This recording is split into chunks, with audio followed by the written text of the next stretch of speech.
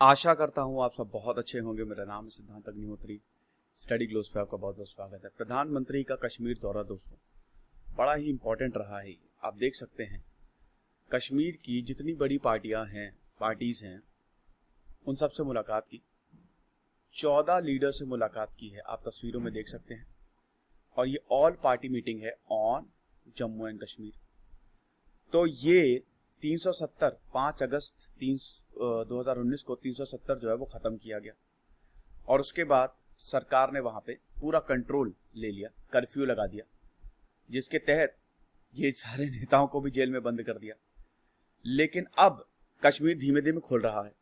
और मुझे पर्सनली अगर मेरा व्यू जाने तो ये पीएम मोदी का एक बहुत अच्छा मूव है।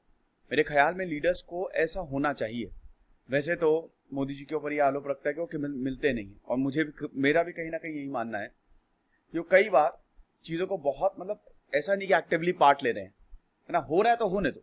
लेकिन ये बहुत अच्छा है कि वो जाके लीडर्स से मिले। ये बहुत अच्छी बात है कि कम से कम जहां पे मुसीबत है वहां पे गए और लीडर्स से मिले।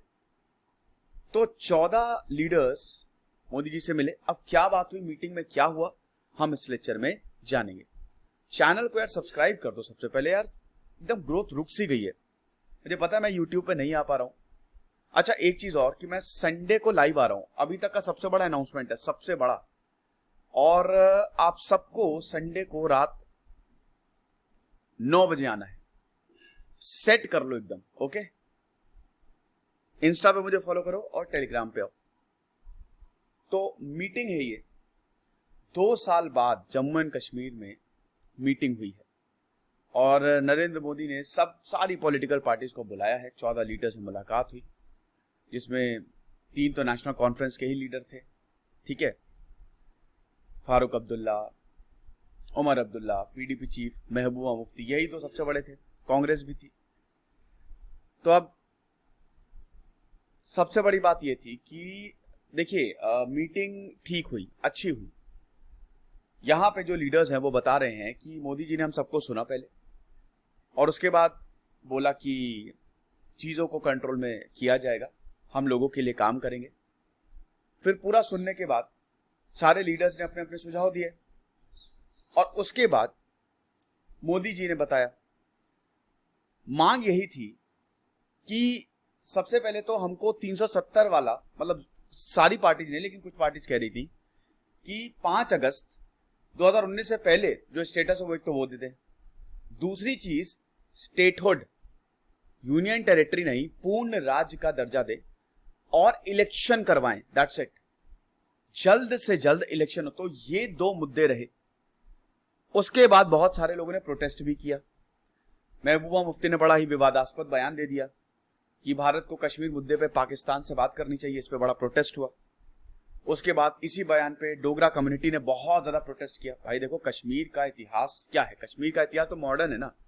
अगर आप बात करो तो कश्मीर के इतिहास में पहले सम्राट अशोक आए, फिर हर्षवर्धन आए, कनिष्क आए, तो बहुत ये वाला। फिर उसके बाद 1846 में डोगराओं के पास कश्मीर चला गया। फिर 1947 से जो मॉडर्न इतिहास है वो शुरू होता है। तो ज्यादा बड़ा इतिहास नहीं है। तो डोगरा कम्युनिटी ने प्रोटेस्ट किया कि आप ऐसे कैसे कर सकते हो, है ना। आप ये जो बात करो कि पाकिस्तान से बात करो, ये नहीं होने देंगे। उसके बाद कश्मीरी पंडितों ने प्रोटेस्ट किया कि हम वहां पे नहीं बुलाए गए हैं और हमारा रिप्रेजेंटेशन नहीं। तो ऐसे प्रोटेस्ट भी हुए, ऐसा नहीं है। एकजुट पार्टी ने प्रोटेस्ट किया। फिलहाल जितने भी लीडर्स थे उन्होंने मीटिंग होने से पहले कुछ भी बोलने से मना कर दिया। मीडिया से ज्यादा बात नहीं की, लेकिन मीटिंग होने के बाद मीडिया से बात की। अच्छी बात यह कि ज्यादातर लीडर्स जो थे वो खुश ही रहे। कुछ खराब ऐसा नहीं था कि मीटिंग में कुछ बहुत ऐसा हो गया, तनाव हो गया। सही गई मीटिंग। तो अब हम बात कर लेते हैं एक एक करके कि आखिरकार मीटिंग में हुआ क्या, किस लीडर ने क्या बोला। तो सबसे पहले तो आप ये देख लीजिए कि मीटिंग में था कौन। 14 लीडर्स तो थे ही। 1 मिनट में जरा इसको कर लूं, ठीक है। अरे यार, उसके बाद फिर union home minister Amit Shah थे। फिर उसके बाद जम्मू एंड कश्मीर के लेफ्टिनेंट गवर्नर मनोज सिन्हा थे। देन एनएसए अजीत डोवाल भी थे। प्राइम मिनिस्टर रेसिडेंस पे ये मीटिंग हुई। और उसके बाद 14 लीडर्स में से 4 तो जम्मू कश्मीर के चीफ मिनिस्टर रह चुके हैं, ठीक है। फारूक अब्दुल्ला, गुलाम नबी आजाद, उमर अब्दुल्ला और महबूबा मुफ्ती, ठीक है। तो आपको पता है कि नेशनल कॉन्फ्रेंस कांग्रेस, बीजेपी और पीडीपी, ये सबसे बड़ी पार्टीज हैं कश्मीर में। तो महबूबा मुफ्ती की बात करते हैं तो महबूबा मुफ्ती ने तो पहले ही बोल दिया था कि उनका अधिकार है बोलना, और मैं पाकिस्तान को नहीं लाना चाहती, लेकिन कश्मीर मुद्दे पे पाकिस्तान से बात कर सकता है। She has the right to speak and I have my own, I don't want to bring in Pakistan, I am going to talk to our prime minister, ये तो बोल दिया। तो कहा कि पाकिस्तान को लेके आए, लेकिन मैं पाकिस्तान को नहीं लाना चाहती हूँ, क्योंकि ये अच्छी बात कही महबूबा मुफ्ती ने कि मैं अपने प्रधानमंत्री से बात करूंगी, पाकिस्तान का इसमें कोई लेना देना नहीं। फिर इन्होंने क्यों बोला कि पाकिस्तान से बात करनी है? महबूबा मुफ्ती ने बोला कि अगर भारत तालिबान से दोहा में बात कर सकता है तो पाकिस्तान से बात क्यों नहीं कर सकता। और फिर यह भी बोला कि जब इनसे पूछा गया कि कोई एजेंडा अनाउंस है, तो इन्होंने बोला कि नहीं, अभी कोई एजेंडा नहीं अनाउंस है, हम जाके देखेंगे क्या है। ऐसे यही सीपीआई लीडर ने भी बोला, सीपीआई लीडर मोहम्मद यूसुफ तारिगामी ने बोला कि अभी हमको कोई एजेंडा नहीं दिया गया है, हम वहां पे जाएंगे और देखेंगे सेंटर हमको क्या ऑफर कर रहा है। ठीक है, तो मीटिंग के बाद हम ये देखते हैं कि डेलिमिटेशन का भी, अच्छा डेलिमिटेशन का भी बहुत ज्यादा रोल हुआ कि बाउंड्रीज को रीड्रॉ करो, अभी हम इस पर भी बात करेंगे। फिलहाल हम रिस्पॉन्स देख लेते हैं। तो यहां पे मीटिंग के बाद अमित शाह ने बोला कि हाँ डेलिमिटेशन एक्सरसाइज जो है, अच्छा छोड़िए, वो बहुत, मतलब जो रीड्रॉइंग ऑफ बाउंड्रीज है वो बहुत सही से होगी और ये हमारे लिए इंपॉर्टेंट है। एक्चुअली क्या है कि हमको घाटी में शांति चाहिए, माहौल बिल्कुल अच्छा होना चाहिए, और हम कमिटेड हैं कि ऑल अराउंड डेवलपमेंट करेंगे, जम्मू एंड कश्मीर का पूरा डेवलपमेंट करेंगे, पीसफुल इलेक्शंस होंगे, डीलिमिटेशन एक्सरसाइज होगी और स्टेटहुड को रिस्टोर करेंगे। ये बहुत अच्छी बात है, बहुत बहुत बहुत पॉजिटिव बात है कि हम वापस जम्मू एंड कश्मीर को राज्य का दर्जा देंगे, जैसा हमने पार्लियामेंट में प्रॉमिस किया था। फिर उसके बाद गुलाम नबी आजाद ने क्या बोला, कांग्रेस लीडर है, चीफ मिनिस्टर रह चुके गुलाम नबी आजाद ने 5 डिमांड्स रखी। सबसे पहले तो स्टेटहुड, ज्यादातर पार्टी ये तो कह ही रही थी कि पूर्ण राज्य का दर्जा मिले और इलेक्शन करवाएं। फिर उसके बाद इलेक्शंस करवाओ, असेंबली के इलेक्शंस करवाओ।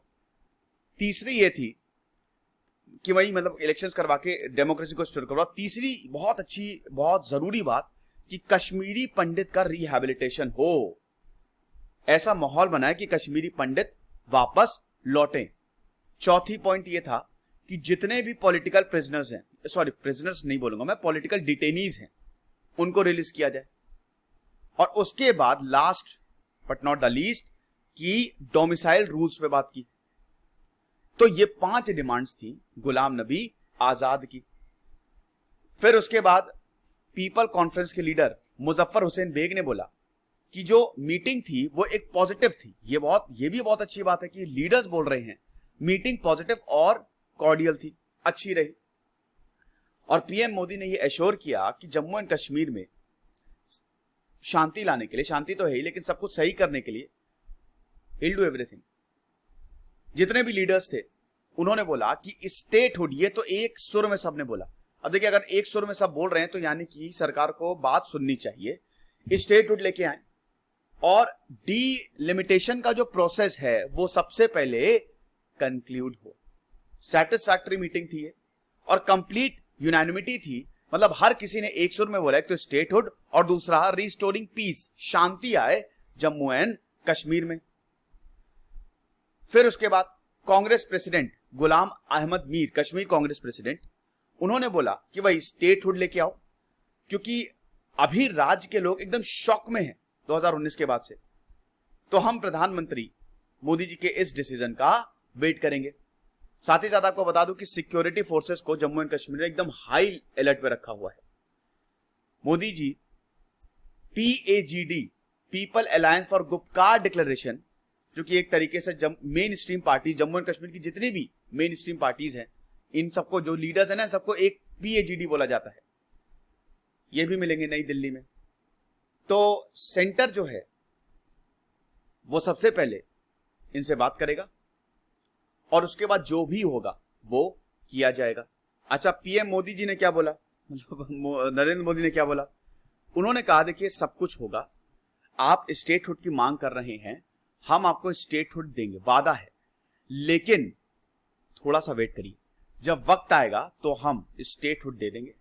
साथ ही साथ पार्टी से ये बोला कि आप जो देखिए इलेक्शंस होंगे कब, क्योंकि इसको तो यूनियन टेरिटरी घोषित कर दिया है, तो यहां पे एक बहुत बड़ा एरिया होता है, मैं आपको डिलिमिटेशन के बारे में बता देता हूं, तो उसको कंस्टिट्यूएंसीज में पार्ट्स में डिवाइड करना होता है ना, तो यही तो कश्मीर का इशू है। यहां पे बोला है पार्टी से कि आप भैया साथ में आओ और रीड्रॉइंग असेंबली कंस्टिट्यूएंसीज, ताकि इलेक्शंस हो सके। डिलिमिटेशन पे तो पहले बात करो, डिलिमिटेशन, ताकि इलेक्शंस हो सके। तो यही बोला कि अब ज्यादातर पार्टीज ने बोला कि ठीक है, हम बिल्कुल तैयार हैं ये चीज करने के लिए। तो डीलिमिटेशन का ही मतलब, अरे एक मिनट यार, ये तो फिर अटक गया। तो डीलिमिटेशन का मतलब ये होता है कि बाउंड्री को रीड्रॉ करना, दोबारा से ड्रॉ करना, ठीक है ना, process of demarcation of the boundaries, ताकि असेंबली कंस्टिट्यूएंसीज को बांटा जा सके इलेक्शंस के लिए। और ये हर साल में होता है, ठीक है। इसमें उमर अब्दुल्ला जो है वो बहुत ज्यादा इससे हैप्पी नहीं दिखे, मतलब खुश नहीं दिखे। तो ये कुछ सालों में होता है और सीट बढ़ाई जाती है, मतलब एरियाज को बांटा जाता है। और बेसिकली हर सेंसस के बाद होता है, हर 10 साल बाद डीलिमिटेशन जो है वो किया जाता है। लॉजिक क्या है कि नंबर ऑफ वोटर्स जो है उसका एक रिप्रेजेंटेटिव तो होना लोकसभा में और स्टेट असेंबली में। अब पॉलिटिकल सेंसिटिविटी बहुत ज्यादा है, तो और आर्टिकल 82 में इसका प्रावधान भी दिया हुआ है। तो ये आर्टिकल 82 के तहत होता है। और उसके बाद डिलिमिटेशन काउंसिल की बात करें तो बेसिकली इसको बनाया जाता है, इस काउंसिल को, मतलब डिलिमिटेशन प्रोसेस की बात करें तो कमीशन बनाई जाती है ना। इसमें कमीशन बनाई जाती है, एक हाई पावर्ड कमीशन होती है, हाई पावर्ड बॉडी, जिसको डिलिमिटेशन कमीशन बोला जाता है। और यही जो रीड्रॉइंग ऑफ बाउंड्रीज होती है ना, इसको फिर देखती है। अब इस कमीशन में कौन कौन होता है? सबसे पहले तो रिटायर्ड जज ऑफ या सिटिंग जज ऑफ सुप्रीम कोर्ट, ये बेटा बहुत इंपॉर्टेंट है, पूछा जाएगा। फिर चीफ इलेक्शन कमिश्नर, क्योंकि इलेक्शन की बात है, या 2 इलेक्शन कमिश्नर्स में से टोटल देखिए इलेक्शन कमीशन में 3 इलेक्शन कमिश्नर्स होते हैं ना, एक तो चीफ इलेक्शन कमिश्नर, बाकी 2, तो तीनों में से कोई भी एक हो सकता है, ठीक है। देन 5 एमपीज और 5 एमएलएज ऑफ द स्टेट होते हैं, 5 एमपीज और एमएलए। ये एक टेम्पररी बॉडी है, ठीक है, टेम्पररी बॉडी है, कुछ ही समय के लिए बनाया जाता है। लेकिन जम्मू एंड कश्मीर में डिलिमिटेशन काउंसिल, अरे मतलब डिलिमिटेशन कितना अलग है। देखिए डिलिमिटेशन जम्मू एंड कश्मीर की बात करें तो सबसे पहले 1952 में इसको कंस्टिट्यूट किया। उसके बाद फिर इसको मैंने बताया ना, हर सेंसस के बाद 1963, देन 1973 और फिर अभी 2002, उसके बाद डिलिमिटेशन आया है नहीं। फिर अभी 370 को खत्म कर दिया। तो अब जब यहां पे अगर डिलिमिटेशन की बात करें तो जब उमर अब्दुल्ला आए थे, फारूक अब्दुल्ला आए थे, तो फारूक अब्दुल्ला ने बोला कि अब डिलिमिटेशन जो है वो 2026 में होगा। यहां पे डिलिमिटेशन जो है, देखिए लोकसभा का तो ठीक है, लेकिन विधानसभा का जो डिलिमिटेशन है वो Jammu and Kashmir representation of people act 1957 से होता है। तो इसको अमेंड कर दिया और अब ये बोला कि 2026 में जम्मू एंड कश्मीर में हम और कंस्टिट्यूएंसीज ऐड कर सकते हैं। अब यहां पे सवाल आता है कि डिलिमिटेशन पे इतना बवाल क्यों हो रहा है? फारूक अब्दुल्ला बोले हैं, उमर अब्दुल्ला बोले हैं कि डिलिमिटेशन की कोई जरूरत नहीं है, सरकार पता नहीं डिलिमिटेशन क्यों करना चाह रही है। लेकिन सरकार कह रही है, मोदी जी कह रही है कि डिलिमिटेशन करना बहुत ज्यादा जरूरी है। उसका मैं आपको रीजन बता देता हूं। देखो ये मैंने बताया ना कि पॉलिटिकली थोड़ा पॉलिटिकल इशू है। डिलिमिटेशन मतलब ये होता है कि कंस्टिट्यूएंसीज को बढ़ाना। अब यहां पे इट इज डायरेक्टली, अगर कश्मीर की बात करें तो ये मुस्लिम डोमिनेटेड कश्मीर और हिंदू डोमिनेटेड जम्मू से रिलेटेड है। यानी कि देखिए घाटी में बात करें तो कश्मीर है मेजॉरिटी में, और जम्मू में बात करें तो, और जम्मू पे यहाँ पे एक और चीज है कि जम्मू के लोगों ने भी प्रोटेस्ट किया कि हमको तो बुलाया नहीं, हमारा कोई रिप्रेजेंटेशन ही नहीं है वहां पे। तो जम्मू की बात करें तो जम्मू हिंदू डोमिनेटेड है। तो पॉलिटिकल पार्टीज यही बोल रही हैं। अगर जम्मू एंड कश्मीर की बात करें, उस समय 87 सीट्स थी, जिसमें 46 कश्मीर की थी, 37 जम्मू की थी, 4 लद्दाख की थी, ठीक है, और 24 जो थी वो पीओके, पाकिस्तान ऑक्यूपाइड कश्मीर के लिए रिजर्व्ड थी। लेकिन फिर हम देखते हैं कि 2019 में जम्मू कश्मीर रीऑर्गेनाइजेशन एक्ट आ गया। अब यहां पे दिक्कत यह हुई है कि अगर डिलिमिटेशन हुआ तो सीट बढ़ा दी जाएंगी ना, सीट बढ़ा दी जाएंगी। तो अब यहां पॉलिटिकल पार्टीज को यह लग रहा है कि सीट जम्मू की बढ़ जाएगी। ये कयास लगाए जा रहे हैं कि जम्मू की सीट बढ़ जाएगी, मतलब हमारा रिप्रेजेंटेशन हाथ से चला जाएगा।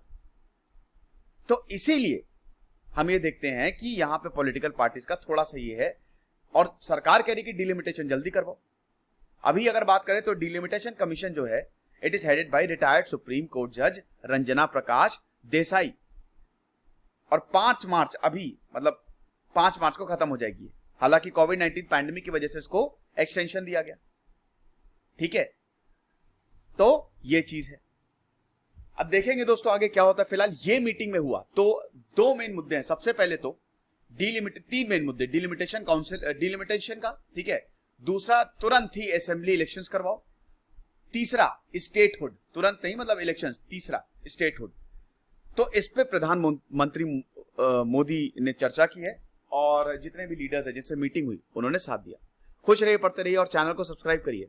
अच्छा, एक चीज बता दूं कि हमने टेलीग्राम ग्रुप बना दिया जो कोर्स में है, तो आप उस टेलीग्राम ग्रुप को जरूर एक्सेस करें। Thank you so much.